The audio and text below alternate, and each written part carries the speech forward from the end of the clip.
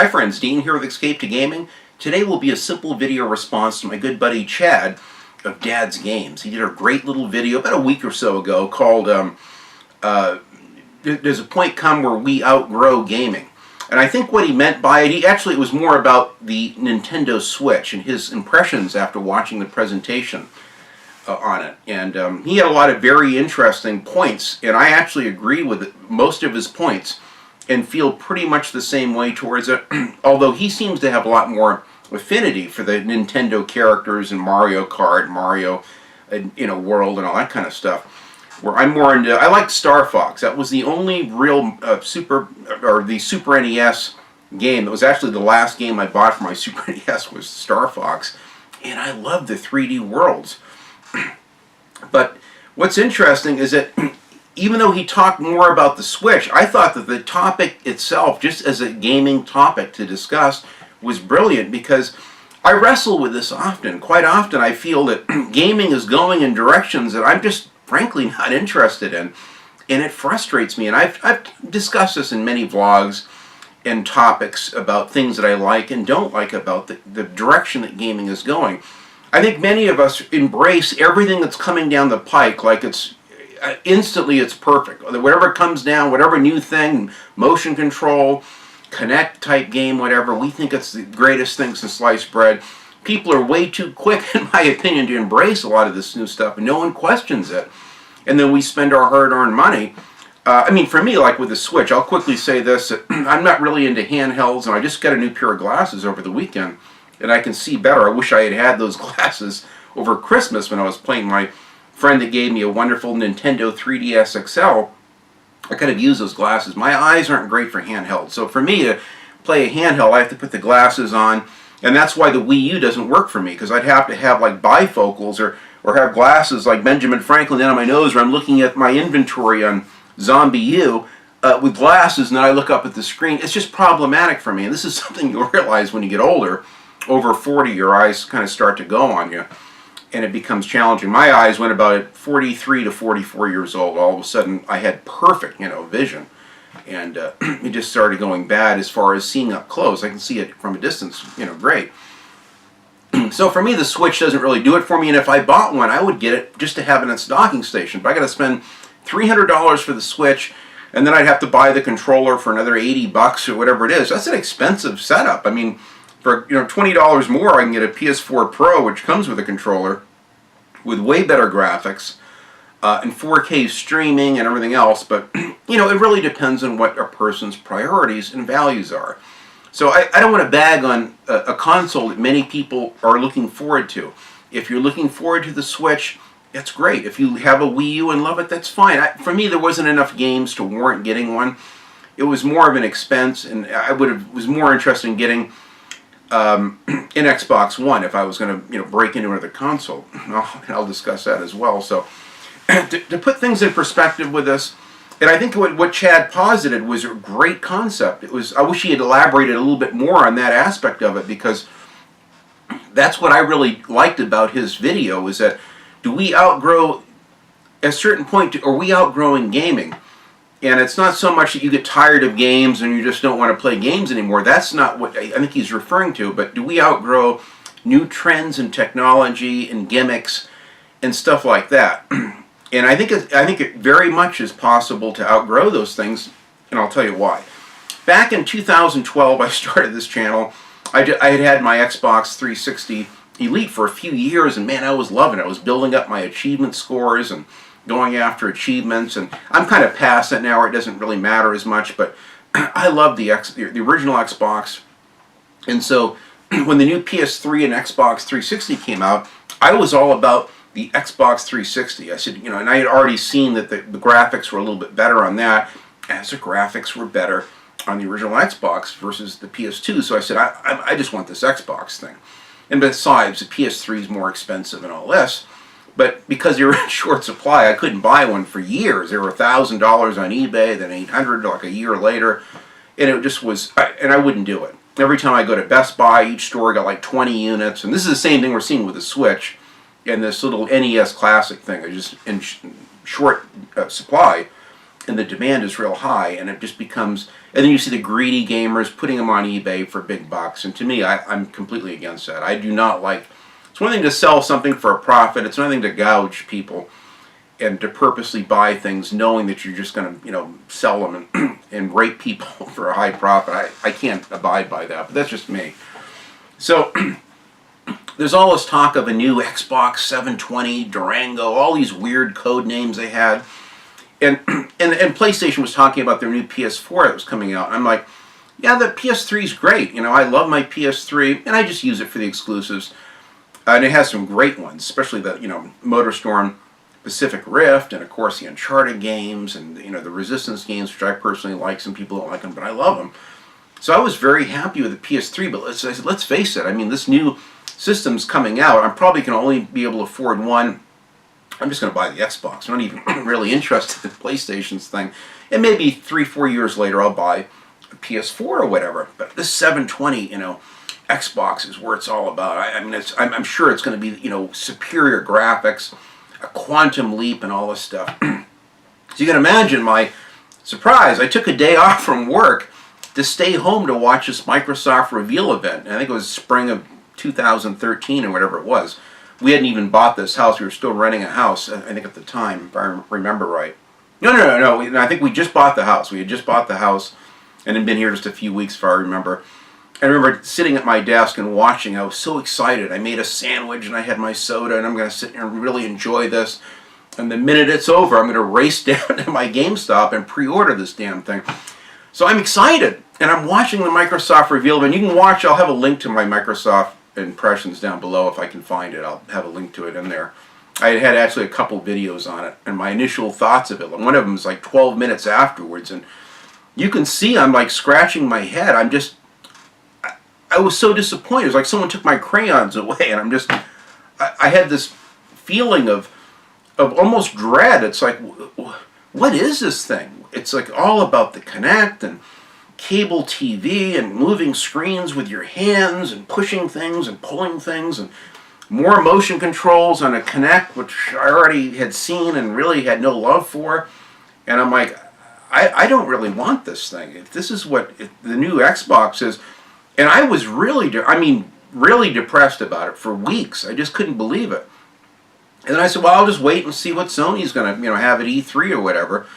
Maybe it'll be better. I don't know. So then Sony came in, they talked about you can keep the games, and they're your games, you can play them offline. And I like more of I could see it was more geared for offline gaming, which I like. Now, back in 2011 and 12, I had went through a period of maybe 6 months between those 2 years where I was playing a bunch of online games, mostly to get the higher achievements, because I kind of maxed out my achievements in single player.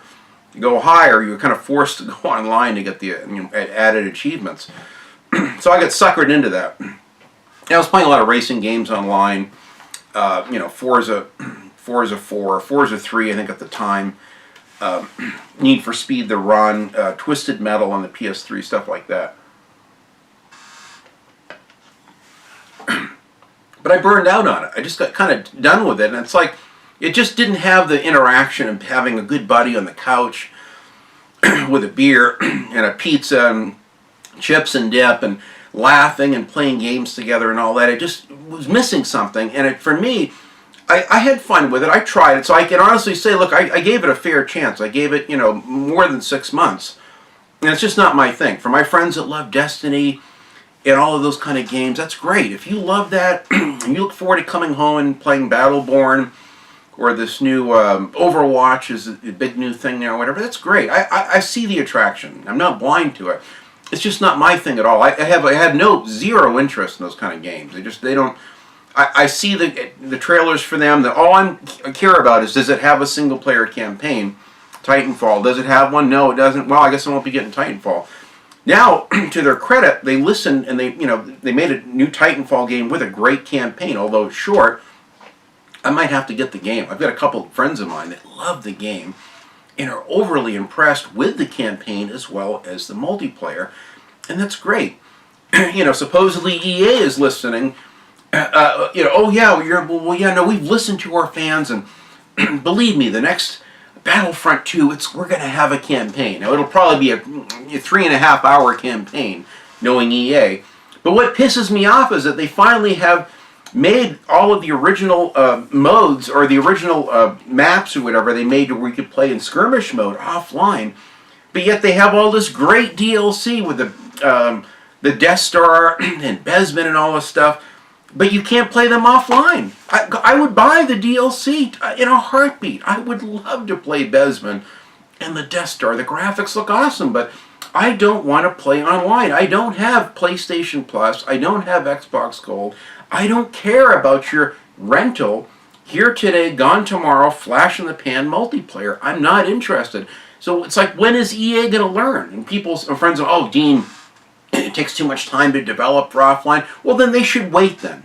In my opinion, you wait. And you come out with a DLC, you have a team that works on an offline skirmish mode, and believe me, you will sell more of them. So I'm going to be watching EA and what they do with this new Battlefront. But this is another, I mean, even this game I boycotted initially. It wasn't until they patched the game to where you could play in offline modes that I finally went out and bought it. And by then it was dirt cheap. Got the deluxe edition. And I love this game. The graphics are awesome. So now I can finally have fun with this Battlefront like I have fun with the old original Xbox Battlefront 1 and 2, which I still play today. They're great games. Excuse me, I'm real congested. I've been fighting a cold lately. It's been really cold here at nights, and I kind of wake up with that sore throat and congestion. So I'm doing this in the morning. The sun is kind of hazily peeking through the clouds. We're probably going to get some more rain here soon, but the lighting was nice in here, and I thought, well, it'd be a nice time to do a video. So apologize, I haven't done a video in a while. I've just been really inundated with lots of leads out looking for work. And this is a slow time of year, so you have to kind of go the extra mile to try to drum up some work. I got a new car I've got to pay for, and payments coming up on Valentine's Day. So, you know, we'll see. And the Titanfall 2, I mean, I'll probably get that game. The campaign looks good. But going back to the Microsoft reveal event, it's all about online gimmicks. My favorite franchise is Forza, and my second favorite is Crackdown. I love Crackdown. My buddy Angel just gave me Crackdown 2, which I haven't played yet. I heard it's pretty much more of the same, but with zombies. But the new Crackdown, I would buy an Xbox One just to play Crackdown. But then they've been working, it's all about the cloud. Oh, with the power of the cloud, you can bring a whole city to its knees. And it's like, well, don't you think I'd like to bring a city to its knees? Do I have to have Xbox Gold and play online on a damn cloud server thing to play this rental? I'm not interested. And they say, oh, don't worry, you'll be able to play offline. You just won't be able to, bring a city to its knees. Which to me is an insult. It's like Don Matrix saying, oh, we have the perfect console for you guys who don't want to play offline. It's called the Xbox 360. You have fun with that. It's funny how all those videos have been removed and Matrix is no longer, a spokesperson for Microsoft. So, very telling. Now, to Microsoft's credit, they have listened primarily, and they've got rid of that Force Connect gimmick and all that. Now, I understand that with some of the new Forza games, like Forza Horizon 3, I love Forza Horizon. This is my favorite racing game of all time. I would have bought an Xbox One to play Forza Horizon 2. I was so excited. And then they forced the damn goofy drivatars. You can't toggle them off. You're forced to have these nightmares of your friends driving, whether you like it or not. To me, that's a major turnoff. And that's an example of outgrowing gimmicks. It's not gaming. It's not that I've outgrown the franchise. I've outgrown the fact that they're mandating that I do something that I have no interest in. If I want see my online friends, then they should have a thing where you can toggle it on and off. Why can't you do that? Why force? So to me, I said, you know what? Fuck the Xbox One. I'm not going to buy it if this is what they're going to do. If they're going to force online gimmicks down my throat to where I can't toggle it off and I'm going to be plagued with bad driving. Some of my friends don't drive so good. And I've seen reviews where during the review you can see these drivatars all over the road crashing like bumper cars off the guardrails and coming after you very aggressively, very unprofessionally, I might add. And I have no interest in that. So to me, they've ruined the series. Now, supposedly, and you can tell me in the comments if I'm wrong, you can adjust the intensity of the drive avatars now, but I don't know officially if you can actually turn them off. I still don't know. And I understand that you can play Forza Horizon 3 offline, so I'm still waiting to hear, but so far if I buy an Xbox, One S, I'll buy the 500 gigabyte thing just for Forza Horizon 3. I mean, that's it, because there's really nothing else I can play unless in Forza Horizon, the Forza 5 and 6 that you can shut the drive avatars off. I don't like these online gimmicks. Don't shove a Kinect in my face and tell me I have to have it in my home and it has to be on. I don't want that thing in my house. I'm not interested. I passed on the Wii. My good friend Dave White, he loves his Wii, one of his favorite consoles. I don't want to piss on someone's Cheerios because I don't particularly care for motion controls, but if you love the Wii and motion controls or the 6-axis controller for the PlayStation 3, or, like Shell Shock 2 Blood Trails, I prefer the PS3 version because on the Xbox 360, you have QuickTime events, which are really hard, where I find that the 6-axis controller is actually more user-friendly and easier to operate. So in rare occasions, motion controls can work. I think that Sony did a good job with the 6-axis controller. Killzone 2, there's some things you can do with it. I really like that. I think it's nice. It's subtle. It doesn't force you to flail your arms. You can just sit there with something in your hands and just turn it, and that's fine. But the new Star Fox for the Wii U, when I first saw that, I was so excited. That's it. I'm going to have to get a Wii U now just for Star Fox. And I see it's all about the motion controls, and I'm just not into it. It's like, why force this on us? Not all of it's a great game. Give us an option to where you can play it, yes, with motion controls or just with a handheld controller. What's wrong with that? Why do they're obsessed. It's like you got to wonder at the ivory tower at the top, who is making these decisions, and I mean, is this the future? So to me, it's not will you outgrow gaming, but will you outgrow trends in gaming? And I most certainly will. If gaming, I'm waiting to see more on this new Scorpio thing. I'm certainly all for great graphics and 4K and all. That's wonderful. That's great. I like the upscaling. I like the 4K native. I love the HDR. I like all that technology. I'm someone that embraces technology. The same thing with cars. I mean, yeah, I miss my old 440 Magnum 1970 Challenger, but I'll tell you, hands down, my new 2014 Challenger would run circles around it. Much more reliable, give better fuel economy, much better braking, better handling, better build quality, better interior plastic, stuff like that. A much safer, better car. So I like technology, don't get me wrong, but I think we're all too quick to embrace every single thing that comes down the pike. We don't question it, we just buy the new thing. And we have to tell them with our wallets, no, we're not interested in this. And a lot of people waited, and after Microsoft stopped forcing the Kinect on you and brought the price down a little bit from $500, I didn't have a problem with the $500 price point. Even without the Kinect, I would have paid it. But the fact that the resolution was less, and most of the games compared to the PS4, the fact that the load times are so horrendous, and the Windows 8 very convoluted interface that they had. For me personally, I'm just not a big fan of that. Even my new computer, I ordered one with Windows 7. They looked at me like I was crazy. I said, no, it has to have Windows 7. I don't want Windows 8. So I will embrace technology that makes sense for me, but I think we're way too fast to embrace everything that comes down the pike, and that's why we're getting more of the same, in my opinion, which is unfortunate. So you let me know in the comments what you think about the Switch, what you think about the direction that Sony and Microsoft are going in, because it is interesting. I think we could be living in what could very well be the last days of a real offline console. These consoles are getting very complex. Many of my friends have been following me on Facebook know that I recently bought and downloaded, I got a gift card for $20 on, I downloaded Firewatch. I'm dying to play it. I had so much fun playing it. I'm like 30 minutes from the end of the game. My wife calls at 4:30. Oh, my wife's calling. So I paused the game to take the call, and I was looking forward to going back to my game. I saved my progress like I had done the day before. When I went back to my game, my save file was corrupted and would not load.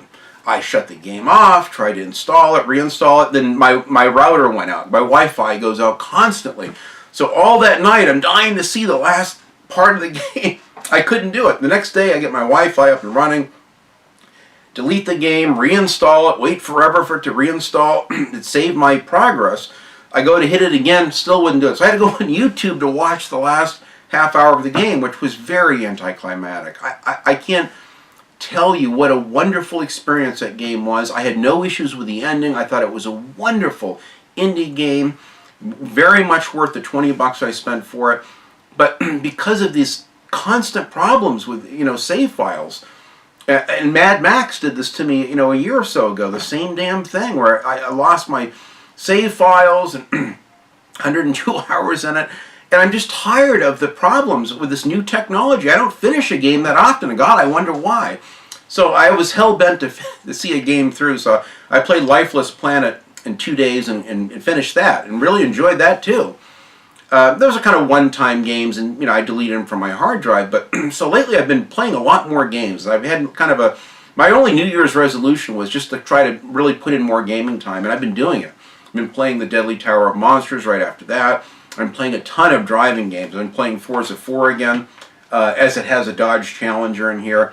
I've been playing a lot of games that have my car in it. It's kind of novel to play a game and there's your car in it, even the color and wheels, and Need for Speed Rivals. I've been playing that a lot lately. Some friends have seen me posting gameplay, videos on Facebook on that as well. So I'm having a lot of fun with a lot of, the new games. I like the new technology on the PlayStation 4 and the PS4 Pro. It's incredible. But I'm just wondering, is the day coming sooner rather than later where it's all going to be about digital only and online only? It's all going to be connected by the cloud and servers. And I'm telling you, like my buddy Chad says, he will bail at that time, and I will too. I have tons of games. If I had the next 4 years off, I don't think I could finish all the games just over the last 3 or 4 years that I've got. There's just so many wonderful experiences with my time frame and when I can sit down and put in the time of games, which is quite limited now.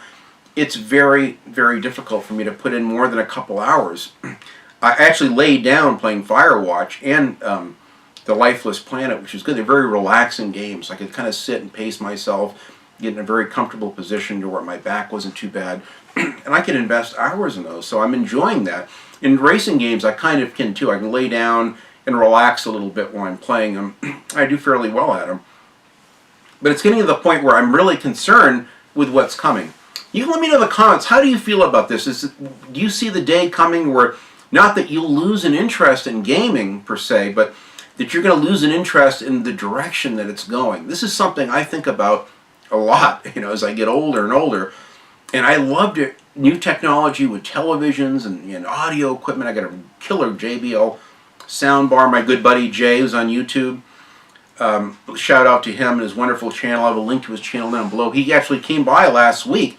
Had the week off. Dean, I'm only 90 minutes away. Can I come by and we'll hang out for the day? Came over. We had a great lunch. He has the same TV I do. He was showing me how to set it up. Thanks, Jay, for the setting improvements. The picture looks so much better now. He is like a connoisseur with televisions. And it's great to share technology, that we can have the latest and greatest technology and really appreciate it. But there are times where, like the new Samsung TVs, they don't even have the new 3D technology, which I think is great. For 2016 and 17, it's gone now. So you have to buy a really expensive TV if you want 3D technology, which is a shame. So it's sad that they'll come out with something that you like, and then they take it away. And then the things that you do like, they aren't giving you anymore. So it's kind of a frustrating situation. So, and I'll have a link again for Chad's incredible video down below. He's a really nice guy. He's got a great channel, a lot of common sense from the perspective of an older gamer with a family. Now he's gaming with his kids as I game with my own daughter and hope to be gaming with my granddaughter someday. So it's fun to share the passion in something and see the technology advance and to get to this incredible photorealistic immersive world that we have with consoles and PC gaming today. It's incredible. But I really think we need to be careful not to accept everything and really question it, be a critical thinker, and look at the bigger picture gaming. I can tell you right now, I'll never outgrow video games, but I will outgrow trends and patterns that don't frankly fit my criteria for gaming, which is good, solid offline gaming. That's what I like, and that's what I look forward to in the future. So let me know in the comments how you feel about all this. Thank you so much for watching. I've had a couple of people asking about my Q&A. Hey, Dean, where's that Q&A? It'll be coming up soon. I'm hoping to be able to squeeze out another video before the end of the week, so bear with me. I'll have that video soon, as well as I'm going to have all my favorite upcoming games of 2017 I'm working on right now. So thanks so much for watching, and above all else, enjoy your games.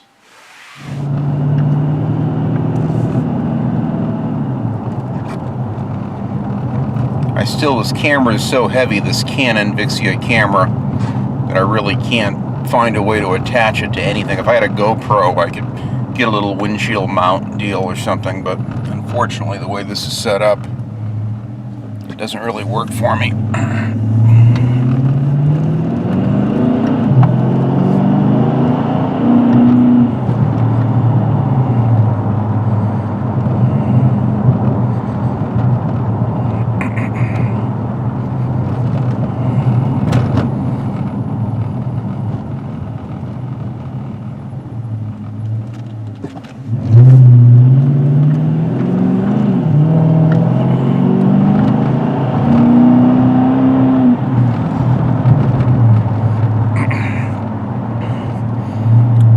Runs good. I had a chance to drive it yesterday with my wife. Finally the rain stopped and we took it for a drive and went across town. Just kind of took our time going down the boulevards, and it really was a lot of fun.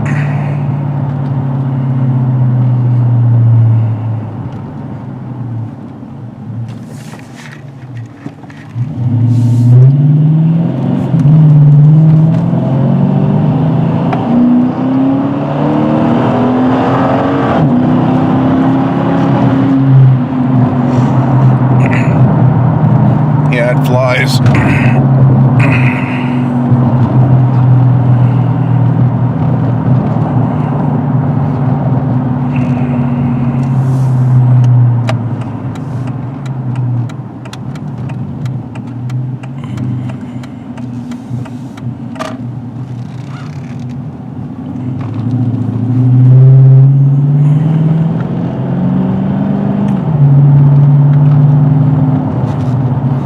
Exhaust is so much quieter than what's in my truck.